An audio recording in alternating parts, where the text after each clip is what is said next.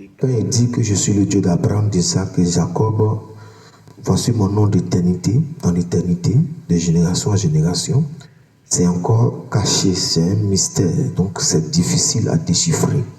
Voilà, il y a beaucoup de choses qui entrent dedans. Et une fois, il y a eu Jacob qui a essayé de pouvoir, voilà, combattre avec l'Éternel. Je n'ai pas dit contre l'Éternel, avec l'Éternel. Et la Bible dit qu'il a été vainqueur. Mais quand il était vainqueur, son premier souci, oh Dieu, il dit, je m'appelle Dieu de Jacob, Abraham. Mais Jacob combat avec lui, il était vainqueur. Et ce même Jacob va demander à Dieu, dis-moi ton nom, avant que je te, voilà, tu ne partes. Et Dieu va lui répondre. Il dit quoi? Jacob l'interrogea en disant, fais-moi, je te prie, connaître ton nom. Il répondit, pourquoi demandes-tu mon nom? Et il le bénit là. C'est-à-dire le nom de l'Éternel est tellement important. Jacob appela ce lieu du nom de Péniel, car, dis, j'ai vu Dieu face à face et mon âme a été sauvée. Donc quand tu vois Dieu face à face, ton âme est sauvée. Mais il demande le nom de Dieu. Dieu dit non, laisse ça. Et il le bénit. Donc son nom est tellement précieux. Voilà, son nom est tellement précieux. Et dans le livre de Jude, 13, c'est passé encore là-bas, où les gens ont demandé, voilà, ils ont vu Dieu, ils ont demandé le nom de Dieu, et Dieu les a répondu d'une autre manière. On va prendre le livre de Juge 13, verset 16 à 23. Verset 16 à 23, et je lis la parole de Dieu. L'ange de l'Éternel répondit à Manoach, quand tu me retiendras, je ne mangerai pas de ton mets. Mais si tu veux faire un holocauste, tu l'offriras à l'Éternel.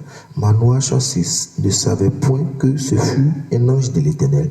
Et Manoach dit à l'ange de l'Éternel, quel est ton nom, afin que nous te rendions gloire quand ta parole s'accomplira. L'Éternel, l'ange de l'Éternel lui répondit, pourquoi demandes-tu mon nom? C'est un peu bizarre. Il demande à l'ange de l'Éternel, quel est ton nom? Et lui répond, l'ange de l'Éternel lui répond, pourquoi demandes-tu mon nom? Il est merveilleux. Donc, l'ange lui dit, mon nom, c'est qui? C'est merveilleux. Donc, son nom est glorieux. Manoach dit, prit le chevreau et l'offrit, prit le chevreau et l'offrande et fit un sacrifice à l'Éternel sur le rocher. Il s'opéra un prodige pendant que Manoach et sa femme regardaient comme la flamme montait de dessus l'autel vers le ciel. L'ange de l'Éternel monta dans la flamme de l'autel. À cette vue, Manoach et sa femme tombèrent la face contre terre. L'ange de l'Éternel n'apparut plus à Manoach et à sa femme.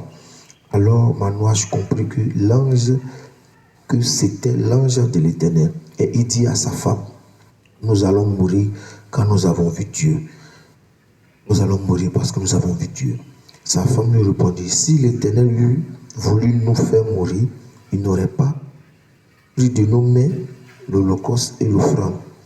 Il ne nous aurait pas fait voir tout cela. Et il ne nous aurait pas maintenant fait entendre pareille chose. Donc, ils ont compris que c'était Dieu qui était là. Ils ont vu Dieu. Ils ont demandé à Dieu, quel est ton nom? Il dit, mon nom, il est merveilleux. Donc, le nom de Dieu est merveilleux. C'est glorieux. Quand tu as connu ce nom, tu as la vie. Donc, de tous les temps, ça a été un mystère. Voilà, ça a été un mystère, ça a été voilé parce que Dieu est esprit. Voilà, ils avaient cette assurance qu'ils étaient avec le Dieu véritable, mais en réalité, il y a des révélations qui aussi les manquaient. Voilà, comme je peux le dire ainsi. Voilà, et dans Ésaïe, ce qui va confirmer toute chose, Ésaïe va venir dire, Ésaïe 52, voilà, tout ce que je viens de vous dire, c'est pour poser la balustrade pour que les débats de Jésus-Christ n'est pas Dieu, Jésus est Dieu, ça puisse finir. Si tu vas suivre cette vidéo, tu comprendras cela. Ésaïe 52, verset 6. Il dit, c'est l'Éternel qui parle. Il dit, c'est pourquoi mon peuple connaîtra mon nom. C'est pourquoi il saura en ce jour que c'est moi qui parle, me voici. Donc, arrivé un moment, Dieu va se faire connaître aux hommes. Dieu va se manifester aux hommes. Et ils vont le connaître réellement. Voilà. Si on arrive à là, c'est la grâce du Seigneur. Et un jour, Moïse était en présence de l'Éternel. Il a demandé à voir la face de Dieu. Il dit non, on ne peut pas voir ma face et vivre. Il dit bon, je vais te cacher de mes mains. Quand je vais passer, tu vas voir mon derrière, c'est-à-dire mon dos. Tu ne pourras pas, ma face ne sera pas vue. Tu vas voir mon derrière, mon dos. Et c'est comme ça. Dieu a toujours agi. Et il dit, un temps viendra où mon peuple va me connaître. Il saura que c'est moi, me voici. Voilà. Mais avant sa venue, puisque en réalité, il avait déjà prévu un sacrifice dans le spirituel, dans le lieu de 1 Pierre. Voilà, il a dit dans 1 Pierre, il dit, je vais prendre ce passage rapidement, excusez-moi. Voilà. Excusez-moi, je vais prendre ce passage rapidement.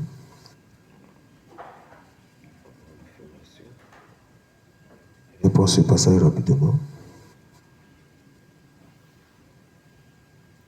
Ce passage rapidement, excusez-moi. Vraiment, excusez-moi.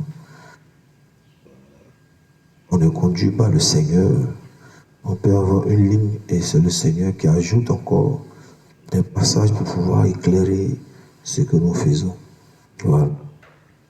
Et 1 Pierre 1, verset 1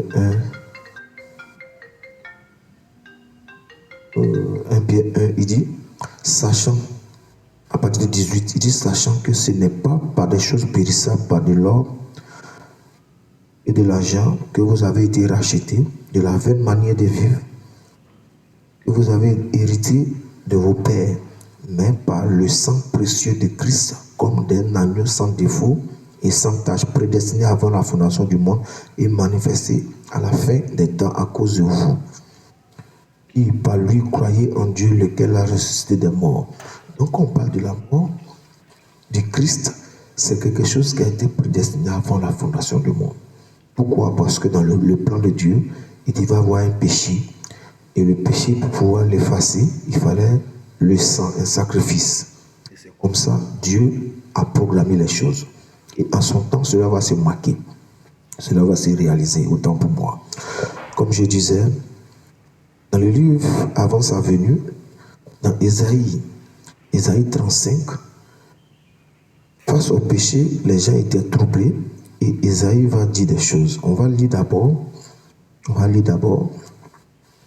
des choses pour nous rassurer. Voilà.